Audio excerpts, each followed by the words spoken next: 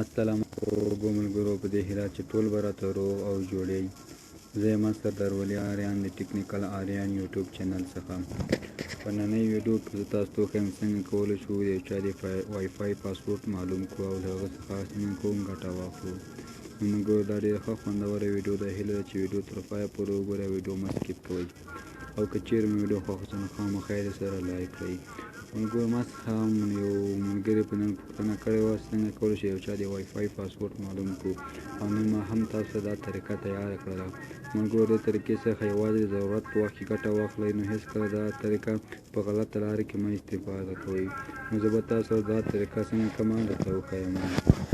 او ملګرو، مخکې چې زه ویډیو شروع کړم تاسو خوښیش کوم تر څو زما یوټیوب چینل سره سبسکرایب کړئ او په څنګ کې د ګنټې نښان خامخا ووهئ تر څو زما هره ویډیو ټول د مخه نه بیرته تاسو ته ورسیږي. نو اوس ځم ویډیو طرف ویډیو شروع کړم او تاسو ته یې پوره طریقه درته ښیم. ملګرو، د دې لپاره چې چا د وای فای پاسورډ معلوم کړي، د دې لپاره یو اپلیکیشن ته ضرورت ده. هغه خپل موبایل کې را ډاونلوډ کړئ. انشاءالله د هغه اپلیکیشن لینک د ویډیو په ډسکرپشن کې درکوم. د هغه ځای څخه تاسو کولی شئ د اپلیکیشن په ډېره اسانۍ سره ډاونلوډ کړئ او استفاده یې کړئ.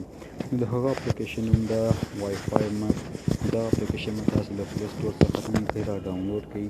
هر کله مو ملګرو دا را ډاونلوډ کړو، دا څنګه خلاص کړئ. خپل موبایل وای فای او لاک شوي هم جی پی ایس څنګه کړئ را خلاص کړئ. هر کله مو دا را خلاص کړم، دا وای فای مپ څنګه کړئ کلیک سره وکړئ. دا د ملګرو دا باندې زه کلیک کوم او تاسو ته څنګه کومه پوره طریقه درته څنګه کولی شئ د چا وای فای پاسورډ معلوم کړو.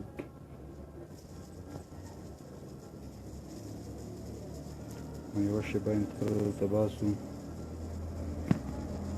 نو دلته موږ دلته به ولیکل کنټینیو ویټ آوټ سبسکرپشن. دا اپشن باندې به تاسو څنګه کوئ کلیک وکړئ او یوه شیبه ورته انتظار وکړئ تر څو تاسو په شاوخوا کې څومره وای فایګانې وي هغه ټولې وای فای به دلته څنګه کوي تاسو ته راوباسي. نو یوه شیبه انتظار ورته وکړو. ملګرو، نن زما انټرنیټ څنګه ده لږ کمزوری ده.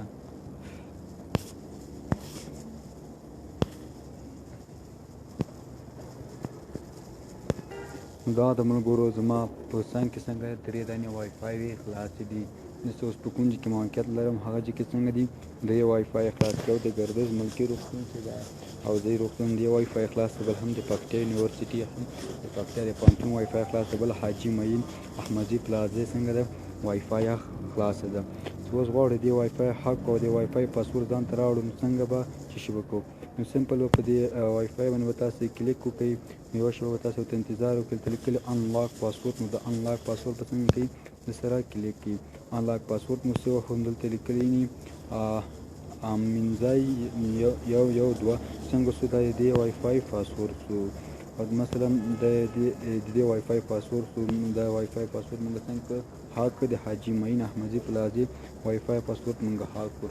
مثلا ملګرو، تاسو هر پاسورډ هاک کول غواړئ نو په خاص سمپل په هغه وای فای باندې به کلیک کوئ.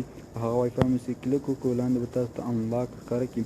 په انلاک پاسورډ باندې څنګه کلیک وکړو نو تاسو ته به څنګه کړي د هغه وای فای پاسورډ څنګه کړي درته راواړئ. او دا به څنګه شو د موږ د پوهنتون وای فای پاسورډ شو. مثلا شو اوس دلته یو بل وای فای چې هغه وای فای پاسورډ خلاصوم. ملګرو، نیټ لږ کمزوری ده.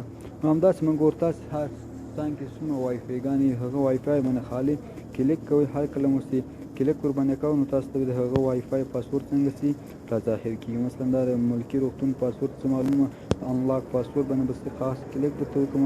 انلاک پاسورډ مو څه واخلم څنګه بس درته ما ته څنګه ملګرو دې ته څنګه دا پاسورډ نه ده ورکړی. د وای فای ته څنګه دا پاسورډ نه ده ورکړی. نه بخښنه غواړم ملګرو، دا څنګه دا پاسورډ ده او دې کې تقریبا 2 نفره څنګه دي اوس سره وصله هم دي. دا ملګرو څنګه شوه د وای فای پاسورډ خلاصوله طریقه شوله. هیله ده چې دا ویډیو خوښه شوې وي. او ملګرو دا ویډیو څنګه کې بې ځایه مه استعمالوئ، یوازې څنګه سي د ضرورت په وخت کې استعمال کړئ. ملګرو، که هر څه ستونزه مطلوبه ده د ویډیو لاندې په کومنټ کې ولیکئ. او که چیرې تاسو دا ویډیو په فیسبوک پیج باندې ګورئ نو کومنټ کې تاسو ماته خپله ستونزه ولیکئ. انشاءالله زه به تاسو ته ویډیو پرې جوړه کړم. او که چیرې ویډیو یوټیوب کې ګورئ نو یوټیوب کې هم تاسو لاندې ماته په کومنټ کې ولیکئ. انشاءالله زه به تاسو ته جواب درکړم، یا هم ویډیو تاسو جوړم او یا هم به ریپلی درته کوم. نو دا ملګرو زما د نن ورځې ویډیو هیله چې ویډیو مو خوښه شوې وي. تر بیا پورې چې داسې ښه خوندوره ویډیو تر تاسو سمه د کومه په لوی او بخښونکي خدای مو سپارم. هر چیرې چې یاست الله مو مل شه.